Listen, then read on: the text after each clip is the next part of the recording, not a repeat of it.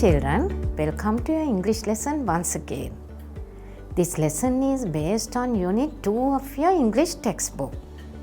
In this lesson, you are going to learn prepositions.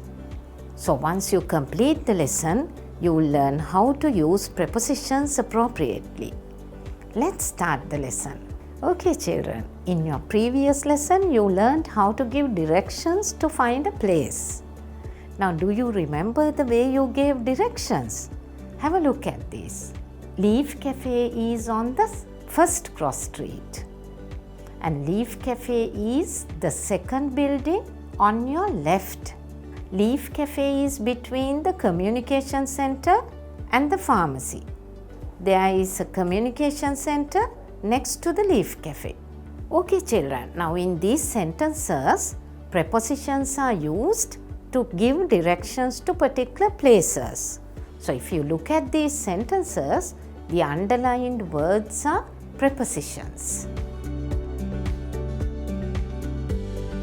Okay children, do you remember what prepositions are? Prepositions help to link words in a sentence. Let me explain. A preposition is a word used to link nouns, pronouns or phrases to other words within a sentence. Prepositions help to connect the people, objects, time and locations of a sentence. In the examples we discussed earlier, prepositions help to tell us about the location or in other words the place. So you can call them prepositions of place. Okay, let's do an activity now. Look at these sentences. Now you have to underline the prepositions in these sentences. The first one has been done for you. Start now. Okay, let's see how you have done the activity. Okay, the first one is already done. So the park is behind the hospital and the preposition is behind. Now the second one. The bank is between the cinema and the market. What is the preposition there? Between. Third one, the railway station is on your left. The preposition is on. Next one, the school is on the second cross street. Yes, the preposition is on. Next one, the church is next to the park. What is the preposition here? It is next to. Then the last one. The pharmacy is in front of the hospital. What is the preposition in this sentence? Yes, it is in front of. Now children, all these prepositions are prepositions of place. Okay children, let's try to understand prepositions of place with the help of some pictures. Now look at this picture. Here you have an apple and you have a box. You see, the apple is on the box. Now look at this picture. Now here, the apple is in front of the box. Now this one, here the apple is next to the box. Now what about this picture? Here the apple is in the box. Now you see, these are all prepositions of place. Words like in, on, under, next to, between, behind, these are all prepositions of place. Okay children, but there's one more thing you need to remember. These prepositions of place are overlapping. Now remember the earlier example. The apple is on the box. So here on is a preposition of place. But now look at this example. Here the term test starts on Monday. Here on is not a preposition of place. It is a preposition of time. So you need to remember that some of these prepositions are overlapping. Okay children, let's do an activity now. This is activity 3 on page 15 of your textbook. We are going to do the B part only. In this activity, you are given 6 pictures. You have to describe where the ball is using the correct preposition. You have to write the correct preposition below each picture. The answers are given on the right hand side. Let's do the first one. Where do you see the ball? Yes, it's in the box. So the answer is in for the first one. What about the second picture? Where do you see the ball? Yes, it is on the left. So the answer is number 3, on the left.